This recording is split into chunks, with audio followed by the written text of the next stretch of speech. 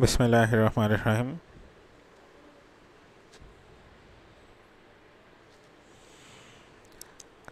Home tutor চ্যানেলের পক্ষ থেকে স্বাগত সবাইকে আবারও। আজকে আমরা আরেকটি ক্লাস নিয়ে এসেছি। আজকে আমাদের টপিকটা আলাদা। অনেকগুলা চেঞ্জিং সেন্টেন্স দেওয়া হয়েছে মাঝখানে, তা আমরা এবার টেক কোশ্চেন্সের বিষয়টা নিয়ে এসেছি।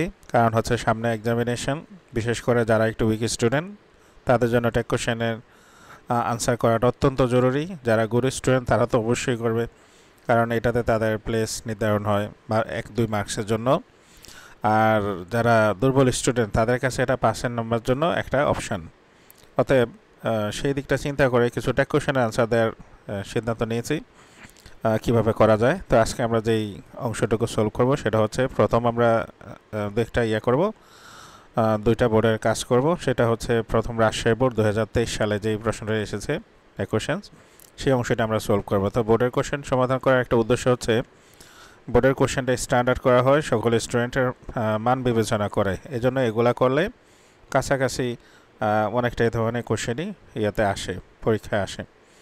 তো আজকে আমাদের ক্লাস শুরু করা যাক। তবে রিকোয়েস্ট থাকলে, ছোট্ট একটা রিকোয়েস্ট, আমার এই চ্যানেলটা মূলত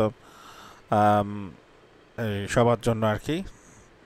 আসলে একেবারে হোম টিউটরের মতোই যাতে কাজ করে এই ধরনের একটা প্রত্যাশা থাকে। তো নতুন নতুন ক্লাস আমরা দেবো ইনশাল্লাহ, সেজন্য সাবস্ক্রাইব করে রাখার অনুরোধ থাকলো। তো কথা না বাড়ি শুরু করা যাক। আমাদের প্রথম যে সেন্টেন্সটি দেওয়া আছে সেটা হচ্ছে, war is a curse of human civilization. আমরা প্রথমেই সেন্টেন্সের মধ্যে অক্সিলারি ভাব খুঁজবো। যদি অক্সিলারি ভাব থাকে তাহলে তো অক্সিলারি ভাব দিয়ে কাজ করব, আর অক্সিলারি ভাব না থাকলে ডু ডাজ ডিডের সাহায্য নিতে হবে। এছাড়া আরও কিছু কাজ আছে দেখে আমরা সামনে অ্যাডভান্স হই। তো আমাদের এই সেন্টেন্সটাতে এই যে এখানে ইজ আছে, ইজ, আমি এটাকে একটু মার্কিং করে দেখাই। যেমন ইজ আছে, আর আমার এখানে সাবজেক্ট হচ্ছে এই যে ওয়ার। তো ইজ হচ্ছে ভার্ব, ওয়ার হচ্ছে সাবজেক্ট। তো আমরা এখানে তাহলে লিখব, আমি এক কাজ করি, মাঝখানে লিখি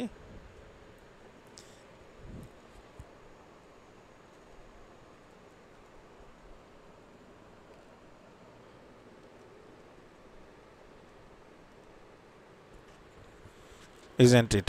মূলত ওয়ারের জন্য বসছে ইট, থার্ড পারসন যেহেতু সাবজেক্টটা, আর যেহেতু অক্সিলারি ভার্ব ইজ আছে, অ্যাফার্মেটিভ থাকলে নেগেটিভ, আর নেগেটিভ থাকলে অ্যাফার্মেটিভ হবে। তো আমাদের এই সেন্টেন্সটাতে অ্যাফার্মেটিভ ছিল, এই জন্য আমরা এখানে নট দিয়ে দিয়েছি।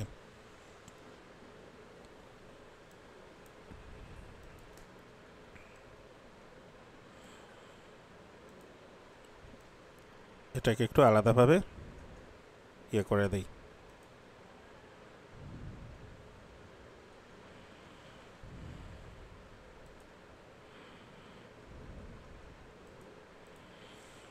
Isn't it. এরপরে এভরিবডি সাফার্স ফ্রম ইট। তো আমার এখানে সাবজেক্ট হচ্ছে এভরিবডি, আর ভার্ব হচ্ছে সাফার্স। এই যে ভার্বের সাথে এসবিএস আছে, সচরাচর ভার্বের সাথে এসবিএস থাকলে আমরা সাধারণত ডাজেন্ট বসাই। তো এখানেও ডাজেন্ট বসানোর কথা নিয়ম অনুসারে, কিন্তু আমার সাবজেক্ট হচ্ছে এভরিবডি। তো এভরিবডি থাকলে আমাদের লিখতে হয় দে। আমি এখানে একটু দেখাচ্ছি।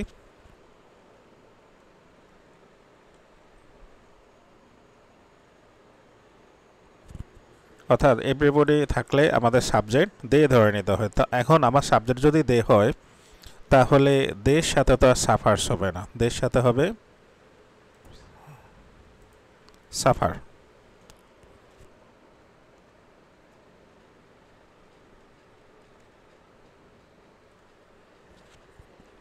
বিষয়টা হচ্ছে, আমার সাবজেক্ট যদি সিঙ্গুলার হয় তখনই এই প্রেজেন্ট টেন্সের নিয়ম অনুসারে ভার্বের সাথে এস বাই এস হবে। কিন্তু আমার সাবজেক্ট যদি প্লুরাল হয় তাহলে এই মূল ভার্বই বসবে, ভার্বের সাথে এস বাই এস হবে না। তো আমাদের এই সেন্টেন্সের ক্ষেত্রে নিয়ম হচ্ছে কি, আমরা এখানে সাবজেক্ট হিসেবে দে লিখব। তো যদি সাবজেক্ট হিসেবে দে লিখি তাহলে আমাদের ভার্বটা তো আর এস বাই এস হবে না, কারণ এটা প্লুরাল। সেই ক্ষেত্রে আমরা যদি ধরে নিই যে আমার সাবজেক্ট হচ্ছে দে, এখানে একটা suffer, they suffer from it, তাহলে আমার এখানে এটা কোশ্চেন হবে, যেহেতু মূল ভার্ব আছে, ডোন্ট দে।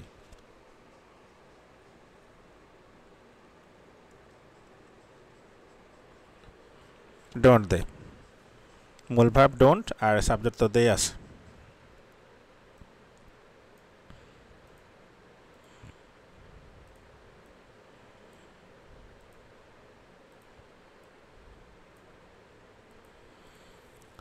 একটু বোঝার জন্য দিলাম। এরপর একটা সি নাম্বার হচ্ছে massive destruction is found everywhere. তো এখানে আমার এই যে ইজ আছে আর এটা হচ্ছে আমার পুরোটা সাবজেক্ট ম্যাসিভ ডিস্ট্রাকশন, তাহলে আমরা এটার পরিবর্তে দেবো ইট, ইজন্ট ইট। এটা আমরা এখান থেকে নিয়ে দিয়ে দিই, আর লিখতে হলো না, তাইলে ইজন্ট ইট। এখানে লেখা আছে none can escape from the bombings of the enemy. তো এখানে আমার এই যে ক্যান আছে অক্সিলারি ভার্ব, প্লাস হচ্ছে এখানে নান আছে, তো এই সেন্টেন্সে আর নট বসবে না।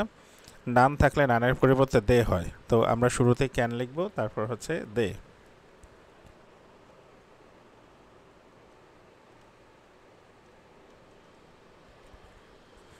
Can they.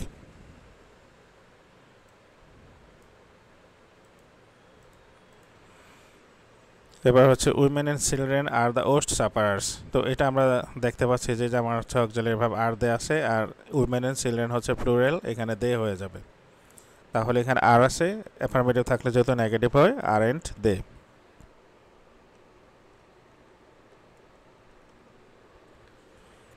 আর এন্ড দে।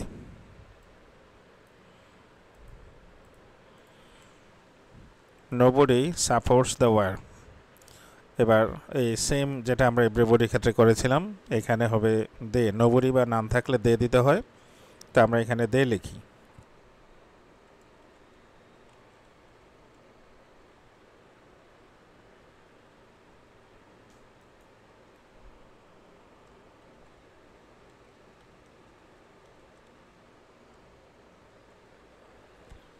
এখন আমার সাবজেক্ট যদি দে হয় মানে প্লুরাল হয়, তাহলে আমার ভার্বের সাথে এস বাই এস হবে না। প্রেজেন্ট ইনডিফিনিট টেন্স অনুসারে শুধুমাত্র সাবজেক্ট থার্ড পারসন সিঙ্গুলার হলেই এস বাই এস হয়।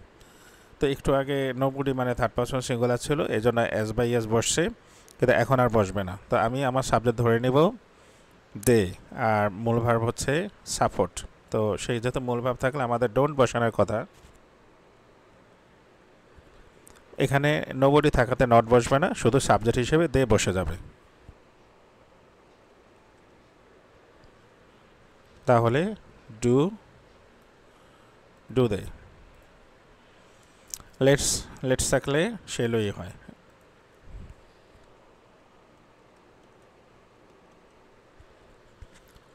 লেটাস বা লেটস থাকলে সেলই হয়। তো আমাদের এটার এভাবে আমাদের এটা রাজশাহী বোর্ড হয়ে গেল। এবার আমরা যাব যশোর বোর্ডে। তো যশোর বোর্ডের প্রথম আমাদের সেন্টেন্সটা হচ্ছে the habit of reading is good. তো এই ইজ হচ্ছে এখানে আমার ভার্ব, এখানে এটাই মূল ভার্ব, আর আমার সাবজেক্ট হচ্ছে দ্য হ্যাবিট অফ রিডিং, এটা হচ্ছে সাবজেক্ট, মানে বই পড়ার অভ্যাস, পড়ার অভ্যাস আর কি। তো এখানে আমার ভার্ব হচ্ছে ইজ, আর সাবজেক্ট হচ্ছে এটা তো বস্তুবাচক, এটার জন্য ইট বসবে, তবে সেন্টেন্সটা অ্যাফার্মেটিভ হওয়াতে নট দিতে হবে।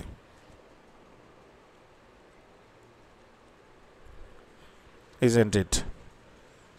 পরের সেন্টেন্স হচ্ছে but we hardly find it in us. কিন্তু আমাদের মাঝে এই অভ্যাসটা খুব একটা পাই না আমরা। এখানে মূল ভার্ব আছে, সেই জন্য আমাদের মূল ভার্ব থাকলে ডোন্ট বসানোর কথা। তো আমাদের এখানে হার্ডলি থাকলে নট বসবে না, এই যে এখানে হার্ডলি আছে এই জন্য নট বসবে না, শুধু সাবজেক্টটা বসে যাবে, যে উই।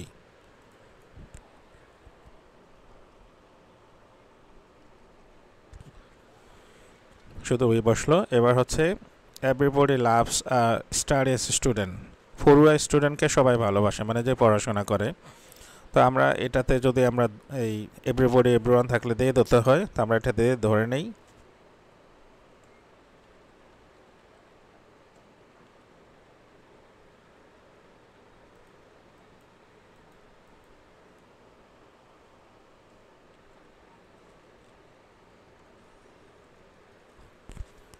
বারবার বলছি, সাবজেক্ট যদি থার্ড পারসন সিঙ্গুলার হয় তাহলে ভার্বের সাথে এস বাই এস হবে, আর যদি প্লুরাল হয় তাহলে মূল ভার্বে বসবে। তো আমার সাবজেক্ট যেহেতু প্লুরাল আর মূল ভার্ব আছে, তাহলে আমরা এখানে লিখব ডোন্ট দে।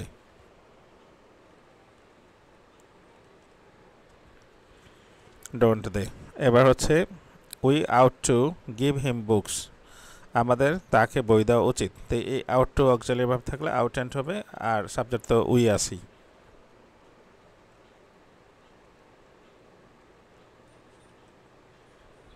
আউট এন্ট্রি আমরা এগুলাকে একটু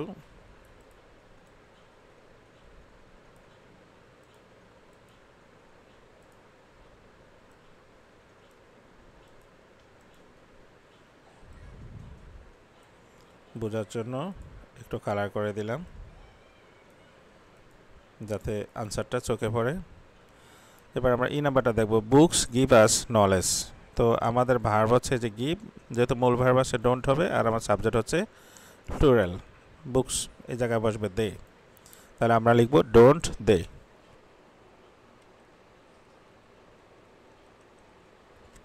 মূল ভার্ব থাকলে ডোন্ট হবে, ফার্স্ট ফর্ম থাকলে ডিডন্ট হবে।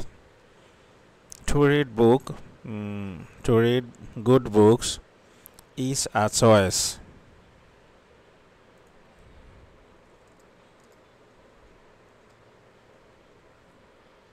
এখানে আমাদের অক্সিলিয়ারি ভার্ব আছে এটা, আর এই যে এটা হচ্ছে ইনফিনিটিভ ফ্রেজ আমাদের সাবজেক্ট, তো এটার পরিবর্তে বসবে ইট, তাহলে আমরা এখানে লিখব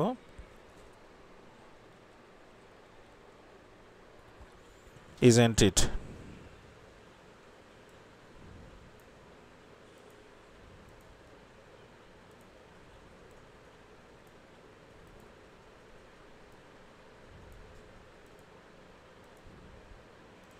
আমরা লাস্ট অংশে যাই, লেটাস। এটা আমরা একটু আগে বলেছি লেটাস বা লেটস থাকলে সেলই হয়।